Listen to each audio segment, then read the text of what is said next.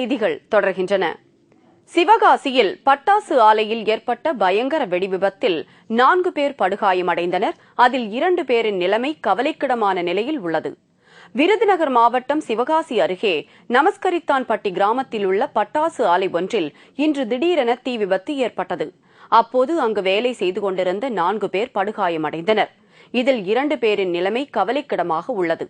இந்த பயங்கர வெடி விபத்தில் அந்த ஆலை முற்றிலும் இடிந்து தரைமட்டமானது. இந்த விவகாரம் தொடர்பாக பட்டாசு ஆலையின் மேற்பார்வையாளர் சுப்பிரமணியம் என்பவர் கைது செய்யப்பட்டார். பட்டாசு ஃபேக்டரி இருக்கிறது.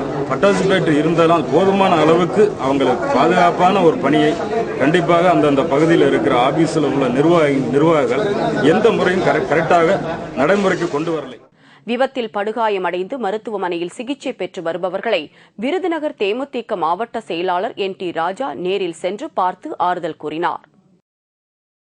தமிழ்நாட்டில் தோல் வியாதிகளுக்கு அட்டை தெரப்பி சிகிச்சை முறை பிரபலமாகி வருவதால் ஏராளமான மருத்துவர்கள் இதில் ஈடுபட்டு வருகின்றனர். இந்தியாவில் கிமு 200ஆம் ஆண்டிலேயே அட்டை தெரப்பி சிகிச்சை முறை நடைமுறையில் இருந்து வருகிறது. கிபி 1800 வரை நடைமுறையில் இருந்த இந்த சிகிச்சை மற்ற தெரப்பி சிகிச்சை முறைகளின் வரவால் மவுசு குறைந்து போனது. தற்போது அட்டை தெரப்பி சிகிச்சை முறை மீண்டும் பிரபலமாகி வருகிறது. சென்னையில் உள்ள ஒரு மருத்துவமனை ஒன்றில் இந்த சிகிச்சை முறையால் பெரும்பாலான தோல் நோயாளிகள் குணமடைந்து வருவதால் இந்த பணியில் ஈடுபட அதிகமான மருத்துவர்கள் ஆர்வம் காட்டி வருகின்றனர்.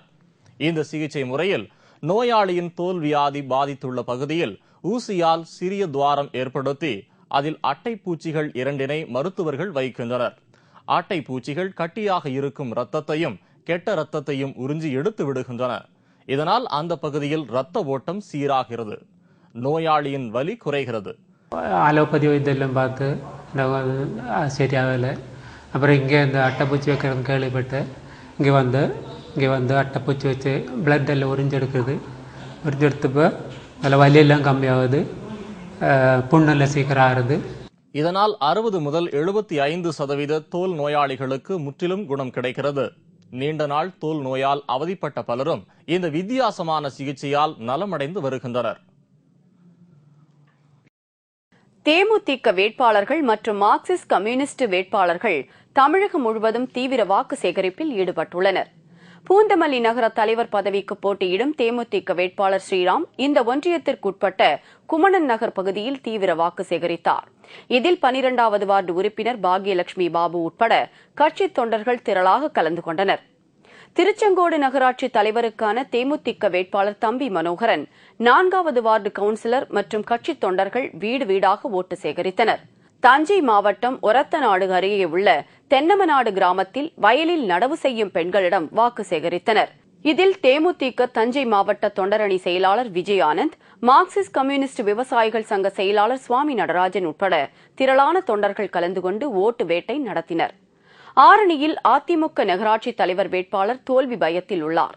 தோல்வி பயம் காரணமாக இவர் இலவச உதவிகள் வழங்குவதாக பொய்யான விண்ணப்ப படிவங்கள் அச்சடித்து வாக்கு கேட்டு வருவதை தேமுதிக தொண்டர்கள் கையும் களவுமாக பிடித்தனர்.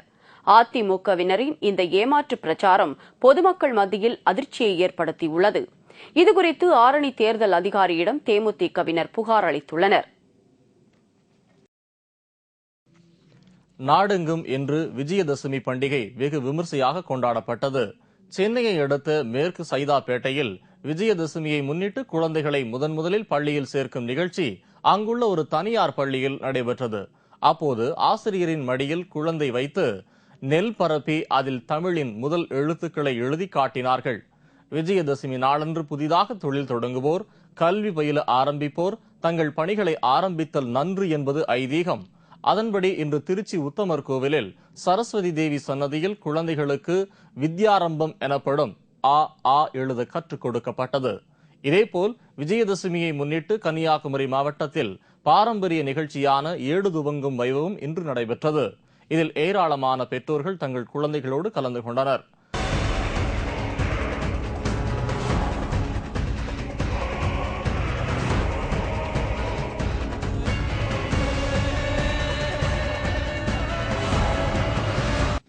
ஆச்சரியம், ஆனால் உண்மை. இன்று நாம் காண இருக்கும் காட்சி ஒருவரிடம் உள்ளதை மற்றொருவர் பறித்துக் கொள்வது மனித குலத்தில் மட்டுமல்ல, மிருகங்களுக்கும் உள்ள பழக்கம்தான். இதோ பாருங்கள், மிருகங்களும் பறவைகளும் செய்யும் சேட்டைகளை. பிச்சை எடுப்பாராம் பெருமாள், அதை பிடுங்குவாராம் அனுமார் என்ற பழமொழி நினைவுக்கு வருகிறது அல்லவா?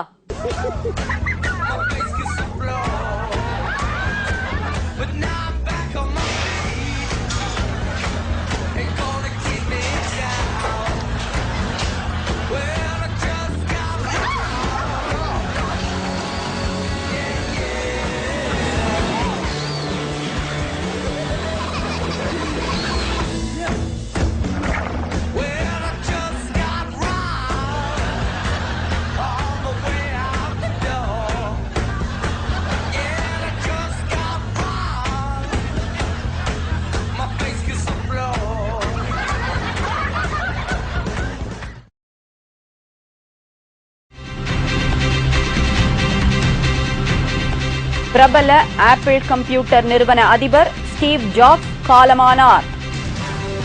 விவரம் விளம்பர இடைவேளைக்கு பிறகு.